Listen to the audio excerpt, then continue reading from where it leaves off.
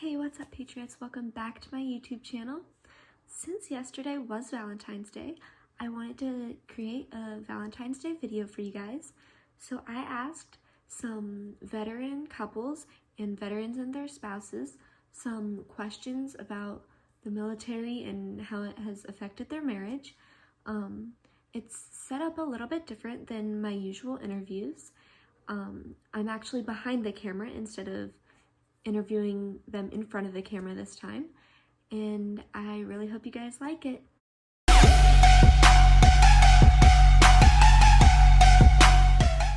Hi, I'm Jessica Urbina. I was in the Army for 2 years. Hi, my name is Manny Urbina, and I was in the Army for 5 years, and we were both military police. And we've been married for 16 years. Hi, I'm Nancy Moschetta. I served in the Air Force 1973 to 1978. I was a telecommunications center specialist, and we've been married 44 years. My name is Robert Moschetta, or Bob. I was in security police for 23 years and married 44 and a half years, half longer than her. My name is Dave Wishaw. I was in the Air Force for 4 years, back in 1961 to 1966. And then I got out and I went back into the National Guard. And I put 25 years with the National Guard. I'm Diane Bushaw. We've been married for 35 years. And he was into the Guard when we got married. So... While I was in the Air Force, the regular Air Force, I started off as a weapons loader in a SAC base up in Marquette, Michigan, and then I became a graphic artist and spent the last 3 years as a graphic artist working there. And then when I got back into the National Guard, I also followed up with my graphic arts and eventually ended up as a supervisor in charge of the Visual Information Center. I'm out here in beautiful Waddell, Arizona. I know all you Midwesterners are just freezing today. Oh, I love that you're freezing. But anyway, Richard and I have been married 50 years, and we were married in Switzerland. So I'm going to let him go and take it from here. Hi, my name is Richard Mitchell. I served in the U.S. Army for 3 years. I was in the military intelligence. When Pat and I had met, we met at a picnic where we worked. We both worked in downtown Chicago, and we met at a picnic. And then we decided to get married. We had known each other maybe 6 months prior to the point that we decided to get married. And then we wanted to do that, but we decided to get married in Europe because her family had some health issues. There was some sickness in the family, and a wedding just would not have, a big wedding would just not have been practical. So then what it is I went to Germany when I was assigned there, and then Pat came along later, and we married actually in Switzerland because it was easier to marry there than it was to marry in Germany. How did you guys meet? He was already at our duty station at Fort Hood, Texas, and I was a newbie, and he was down in the office with an injury to his wrist. Yeah.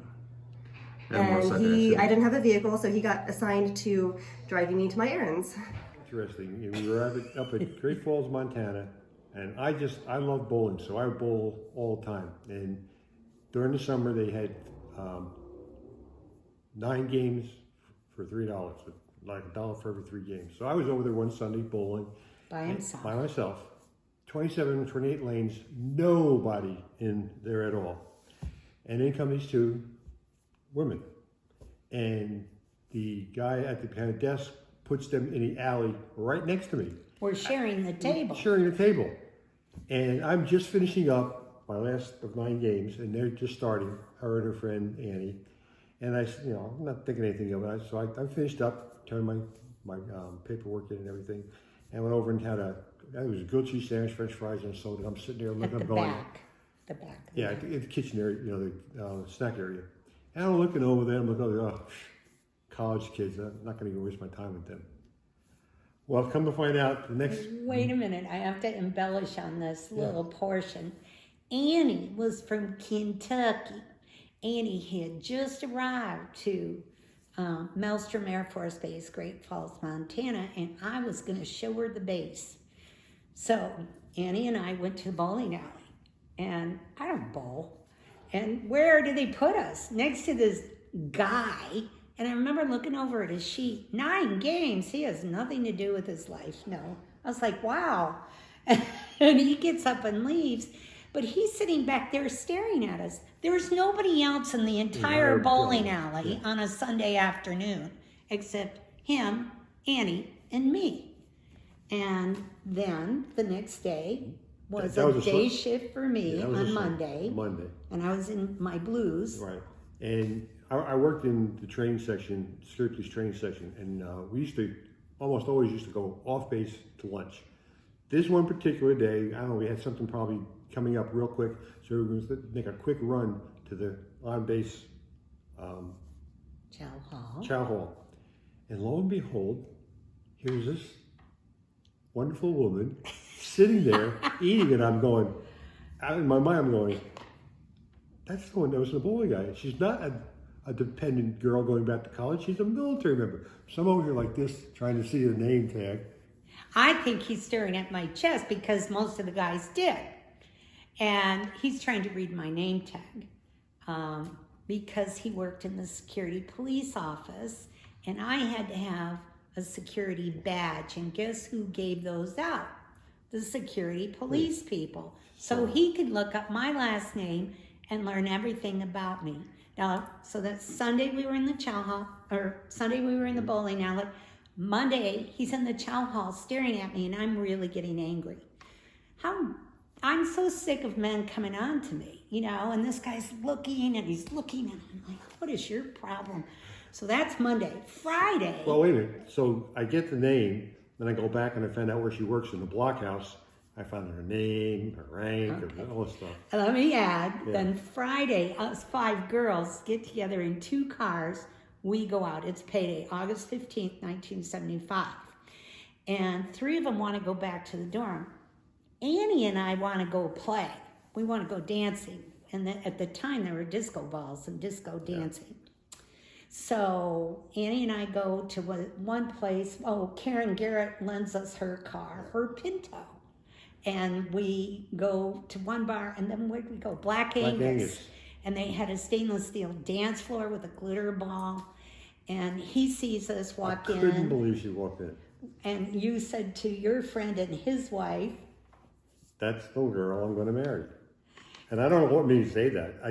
I don't know either, because I didn't want anything to do with them.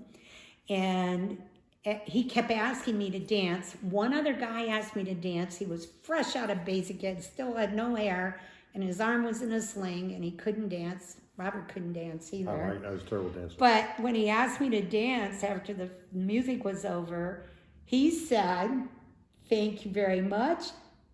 Nancy LaRoque. No, Laura LaRoque. And I was like, "How'd you know my name?" And you said, I looked it up. You said, "Well, I know you're 5'6". I know you weigh 135 pounds. You have green eyes and brown hair. And you work at the blockhouse." Yeah. And I was like, "And what's your name?" And you said, Bob. My name is Bob Moschetta. Bob Kenneth Moschetta. Like, oh boy. So, but he kept asking me, and I was like, somebody ask Annie, please. And then my friend, Marshall Birch, and his wife left, and I just went over to her table and said, Mind if I sit here? And I'm like, well, you're sitting here. And Annie's talking away, and she's having a good old time with them. And I finally said, well, we have to go. I promised my friend we'd get her car back by midnight. He thought I was lying. I thought it was but that was the truth. Well, it kind of was. Well, yeah. But Annie and I get in the car, and she goes, gee, Nancy, he seemed real nice. And I said, oh, Annie, GIs are all alike. And 1 year, 1 week, and 1 day later, we got married. My first wife divorced, and my son, my middle son, introduced us. He was working for Diane at a store, and she said, my dad is a lonely person, come visit us. And so I went over and met Diane, and we've been a couple ever since. That was over 35 years ago. And that was in Marysville, Michigan. Working for the government at the time, and I was in charge of the rec association there, and he came to a picnic.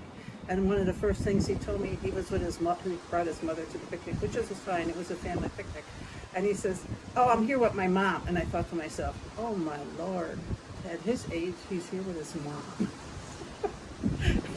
But that's how it kind of started, you know. And 51 years later, we're still here together. I was at the ripe old age of 22. I had been working at that agency perhaps less than 3 months, and then she worked in the personnel department. So we really had never met. It was a big agency. It was a big place. There was maybe 1,200 people that worked there at the time in the building. So it was kind of almost an impossibility that we would have met anyways, other than at a picnic. Yeah. How did you know that they were the one? So we, at first, we didn't like each other at all. I did not like her. I thought she was just an annoying, teenager. I just got assigned to this unit, but so I was in charge of, like you said, I was in charge of in processing her, and I didn't like her. But then after a while, she started to grow on me, and we started hanging out, and then we had some tension in there, but I don't know, we started talking again, and it was like We grew on each other. we grew on each other, and that's how I knew. For me, it was, about 5 weeks. I said to her, I love you, and someday you'll say you love me, and we'll plan to get married. Oh boy. Asked me if I was yay. Actually, I was quite stunned, but I wouldn't say it to him. And I walked back in the dormitory, and a lot of the girls had their doors open, and I was walking by because I was at the end of the hall, and they were like, hi, Nancy. I'm like, hi, kind of like. And they all followed me into my room, and they said, what's going on? I said, he said he loves me, and someday we're going to get married. And they started laughing. And I said, what's so funny? And they said, well, you love him. I was like, I do? I had to really think about it. I wasn't ready, He's a lot older than me. He's quite old. No, he's 7 years older than me. I was 20 when I met him. He was 20. You were already 28. I wasn't going to be 21 for a few more months. So I was like, I'm just a babe. We both had a lot of common interests that we enjoyed. We enjoyed just socializing in our local community and the activities. And we became involved in our church activities. And that also made us grow stronger in our faith and our love for each other. How do they know? I guess you always think about the person, when they're not around. And I guess that's basically it. I think when you always are thinking about somebody, you just always want to be with that person. Yeah, I just felt that was a type of person that I felt comfortable with, that maybe I was looking for a person of that caliber or type. Ethnic background. Yeah, the ethnic background and everything. And, but we seemed to be compatible. We hit it off. So that was one thing that I think it was the deciding factor. I always said, and she always laughs at this one, I said the first time I really kissed her was when I thought, well, this is it. This is the person I'm going to spend the rest of my life with. And she laughs at that one. What are some things that make military marriages harder than civilian marriages? I would say for us, it's just you have leadership that tells you one thing, like, hey, you have to do this, and then you have one set of leadership telling like me something, and then you have one set of leadership telling my wife something else. So sometimes those can kind of be it seems like they can be biased, like somebody doesn't like me as much. They were like, tell Jessica to do certain things that would either keep her away from me or like keep her away longer, because we had things that were like that, So I would say like there's definitely people that didn't like me or didn't like her, and you would definitely see that in the decision making and how they treated us. And not only that, like the fact that we were deployed together was awesome, but there was a point in time where we were going to deploy not together, and that would have been tough. And luckily we didn't have to do that. But there's a lot of couples that have to go overseas without each other. Well, the hard thing for me was, not only would we have been separate, but while we were there together, we were in different platoons. So, I would go to one place for a month and he'd be at a different place for a month. So we'd have this long time, long time gap of not being able to see each other. Yeah. Definitely separations. Yeah, in the military, if you're both members of the military, you're not guaranteed joint assignments. Yeah. Even when I went to joint spouse, or after we were married, she was stationed at Ramstein, and they sent me over to Simbach. But we were fortunate enough that Nancy found a house. There was a supervisor at a little town called Honecken in between the two bases. Yeah, it was 12 miles or something. Yeah. But also that was easier for us because we were both active duty and we understood the military. Yeah. I think it's very hard if one person has never served. They don't get it. They don't understand you belong to the military first and your family comes second, period. You don't have a choice of saying, I quit. I'm not going. You're going. So the spouse that's left behind that's never served does not understand, and they're away from their family and their friends, and they're the one person they've chosen to follow around the globe isn't there, and they're dealing with finances, they're dealing with the children, their own job. After I got out and I had both girls, he was in Korea, I was in Wyoming. I got the flu and the girls got the flu, and they were 1 and 3, and I couldn't even clean up after us. I was so sick. I threw them in bed with me and just let everything just sit, and no one would come and help. That's a very lonely life for the military wife, or I should say spouse. Yeah. It's very lonely unless they're resourceful or they like being by themselves. And if you have children, it's 10 times harder. And every time you move, you got to start. Military marriages, I know the National Guard isn't quite the same as a regular, but during the National Guard time, you are gone once a month for a weekend where you are not around with your spouse. And then 2 weeks during the summer, we are apart from each other. Usually I'm traveling, and so it makes it where she is more responsible to take care of herself. And that makes a little bit more of a pressure on her while I'm out doing my National Guard work.